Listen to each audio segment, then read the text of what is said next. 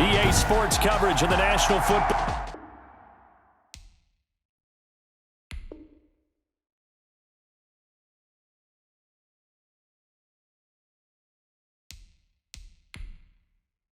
League brings us to historic Baltimore, Maryland, and M&T Bank Stadium. Today, it's an AFC North matchup between the Pittsburgh Steelers and the Baltimore Ravens. Chris Boswell to kick off for Pittsburgh. Two hard-hitting blue-collar franchises, one of the better rivalries going. The Ravens and Steelers are underway. Returning it, Justice Hill. And he will be brought down here inside the 20. Good coverage as he's dropped at the 17. The Ravens take over 1st and 10 at their own 17-yard line.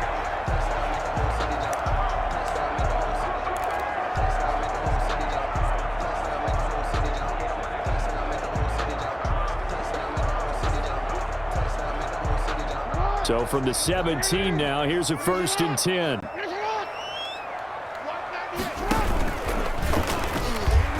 Stepping up, he's going to keep it. And he's taken down. It's a gain of 3 from the 17 to the 20. Give him 3 on the keeper there, and it is 2nd down. Brings up 2nd. Typically on the read option play, when we talk about responsibilities, we're talking about what the quarterback has to go through. How about the inside linebacker, though? His job on this play, shadow the quarterback and hold him to a short gain. Did it to perfection. Dancing to his left. He'll run it. And he'll get this up to the 30-yard line. Jackson always a threat to run. He's got the 1st down. He was the NFL's leading rusher among QBs a year ago. Well, he did a nice job keeping his eyes downfield, waiting for someone to get open. But once the pressure forced his eyes down to see the rush, it was time to make a break for it. So 1st and 10 now from the 30. Jackson from the shotgun, escaping the pressure, and he's going to have to eat this one as down he goes. Stephon Tuitt able to shake free and get home for the sack. Well, many times when you talk about mobile quarterbacks, you get the sense that they feel like they can get out of any bad situation. They keep moving around and trying to emulate guys like the Scrambler or the Dodger. Instead, they keep losing yardage and digging themselves a hole that they can't get out of. And he's able to take this one up to the 35-yard line. One thing we do know, he's going to get his catches. So as they move forward defensively, got to continue to focus on not giving up the big play when he does catch the ball in the secondary. He gets it to Brown, complete. Then he'll be touched down here, but not before he does pick up the 1st. Back-to-back receptions for him, and it's another 1st down. Partner, you know when we call a game, we talk about Lamar Jackson and his speed and his elusiveness and the ability to get him on the ground, how tough that is for a defense.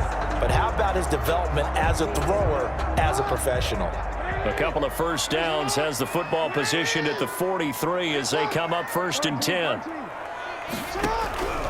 From the gun, it's Jackson being chased out left. He'll try and run it. He'll wind up getting right about 4 there on the scramble, and it's 2nd down. Well, you know, paramount for this defense is trying to keep Lamar Jackson somewhat contained when he tries to run. They did a pretty good job of it there. And you know it's so difficult for every defense that has to prepare for Lamar Jackson? You have to think and play at the same time. And I know that sounds like something you're supposed to do, but when you have to think about your assignments against him, it often slows down your feet. You don't move as fast. You've got to be prepared for this guy every step of the way and then try and match his athleticism.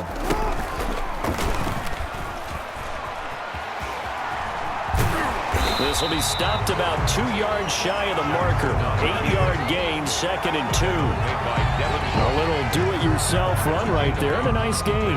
Now, I like that he knew that that was about all he was going to get, so he did a nice job of protecting himself, took care of the football, took what the defense gave him. If they continue to allow him to do that, they'll find their way taking what they can all the way to the end zone. Now flags will come in. I think this one's going to be on the defense for jumping.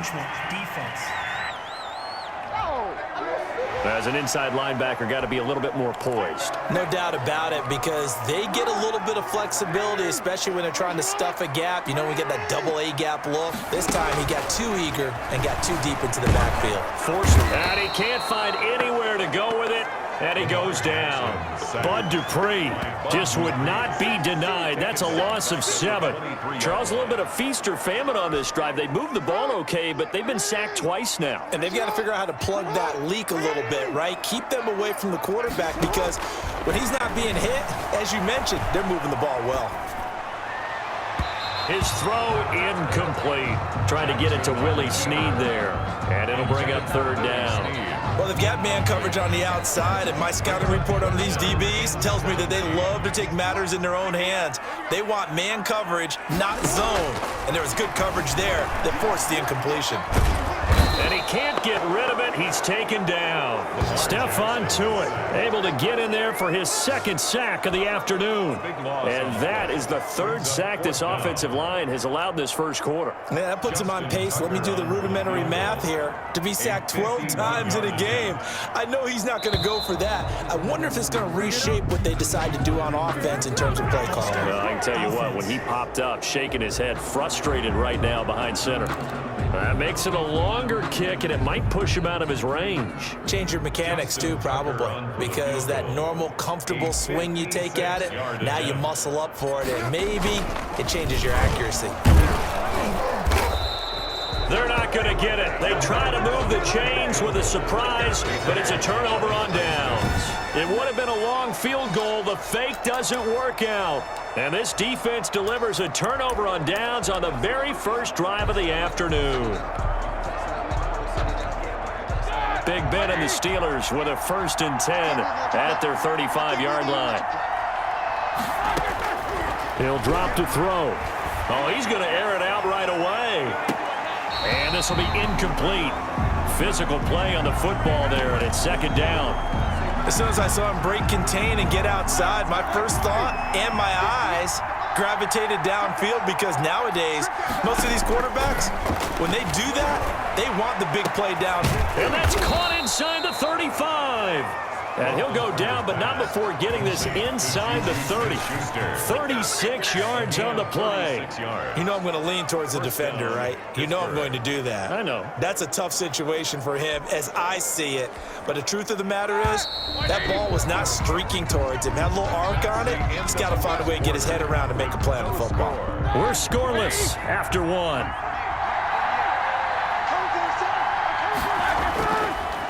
Here's Roethlisberger. He's going to take a shot for the end zone. And this is going to be intercepted. Picked off by Marlon Humphrey. Well, look, we're watching a quarterback here that's obviously been around for a long time. That's a throw he wishes he had back. He certainly does, but as you well know, this is a guy that's used to taking a few chances, used to fitting it into tight windows. These are throws that he's made before. Didn't happen to get it complete. Willie Snead all alone. And all the way in for a Ravens touchdown. Willie Snead, an 80-yard touchdown. And the Ravens are able to show off their quick strike ability. One play, 80 yards. Pretty easy drive to recap. It certainly is, but not so easy to execute. Starting on your own 20, you want something to kickstart your drive and get it off to a nice start. They went for the whole thing and got it. That's a great way to send a message to the opposing team. Justin Tucker for the extra point.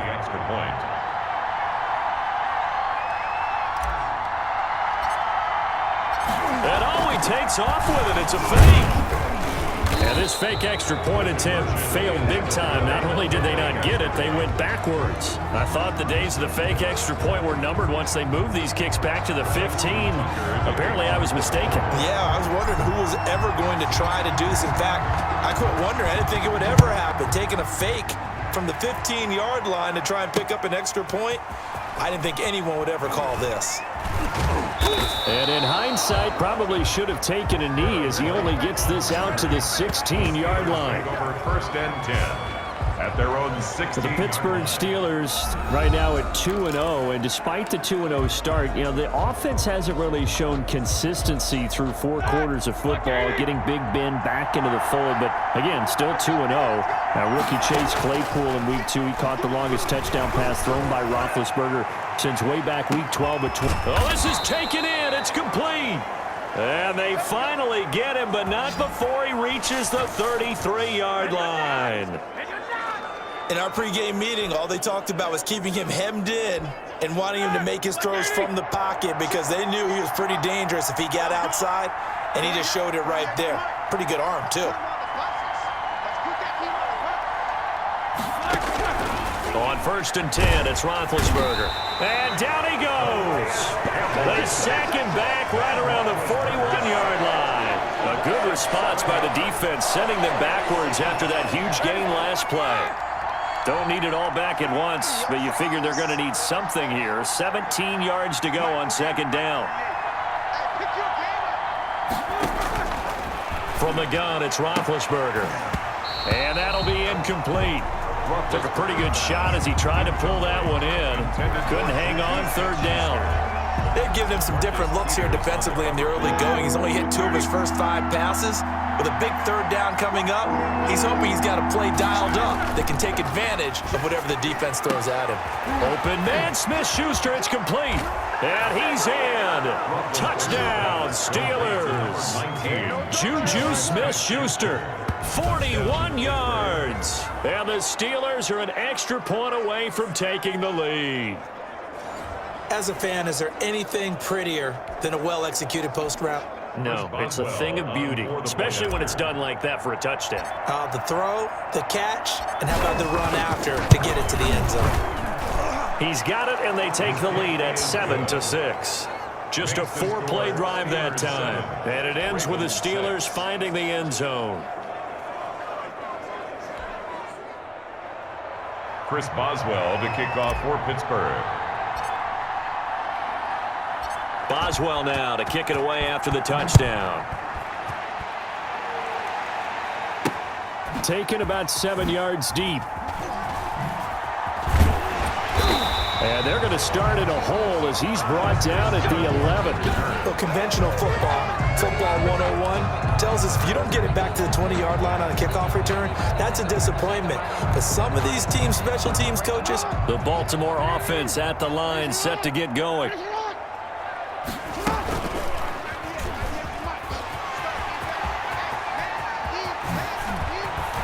And he'll be corralled well upfield right around the 40-yard line. A big-time gain there on the keeper, using his legs to hurt him. 1st down. Well, I tell you, there is no antidote for speed, even at the quarterback position, as he keeps it himself and turns it into good yardage. And it still takes time for a defender to react, even as quarterbacks carry the ball more and more in today's NFL. Oh, wide open, complete. They ain't ready for us.